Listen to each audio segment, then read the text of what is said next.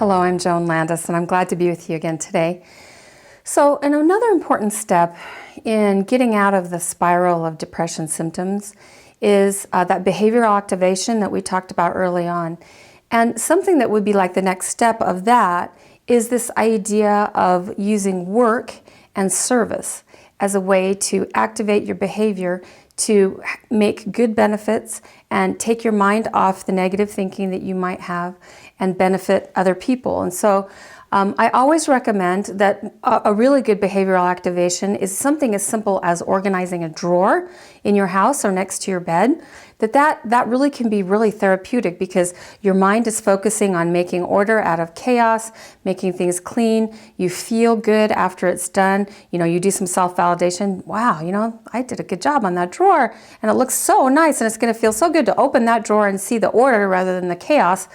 And so work is really a blessing. I know that my little 12-year-old daughter, she got some really bad news about her dog and her dog's health, and she was so sad. Honestly, she spent almost 2 days just on the sofa with a blanket over her whole body, over her head, and we kept her with us. She initially wanted to just like play video games, and I'm like, no, you can't do that. You can't zone out and numb out like that. You need to feel those feelings. We're going to be with you.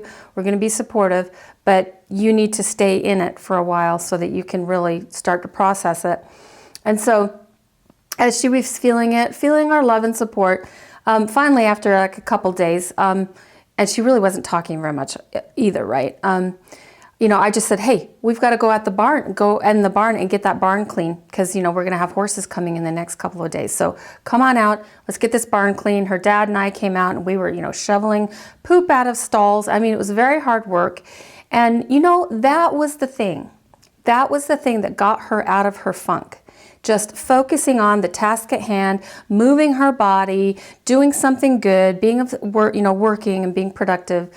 And it was almost like magic.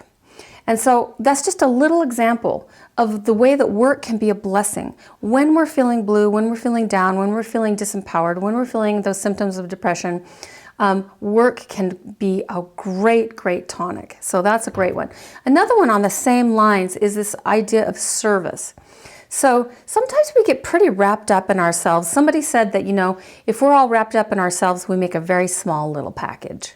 And I really believe that the best way that we can actually find happiness is really to focus on others to a great extent. We do need to do self-care, but that's not all we need to do. We need to reach out and see if we can bless the lives of others who need some of our support.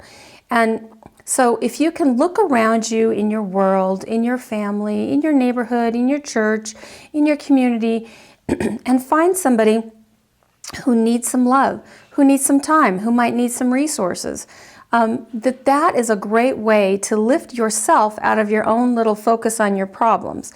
And especially if you can minister or serve people who may have things worse than you, right?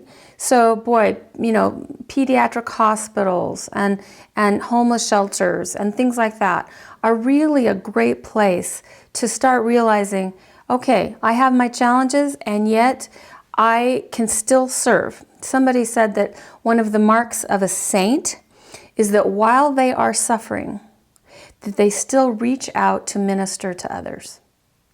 And I love that possibility. That can actually create a refinement of character, that while we're suffering, we can reach out and bless the lives of those around us.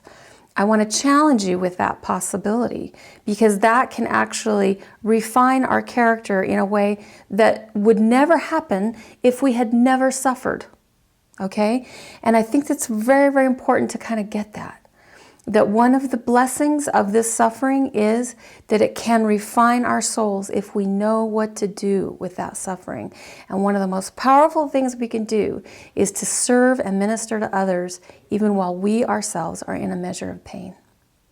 So please see if you can take these into your heart and into your day and into your life and tell us what works for you and what you liked and what you enjoyed and what was uplifting for you and share it on the forums. We'd love to hear about it. Thanks. See you soon. Bye-bye.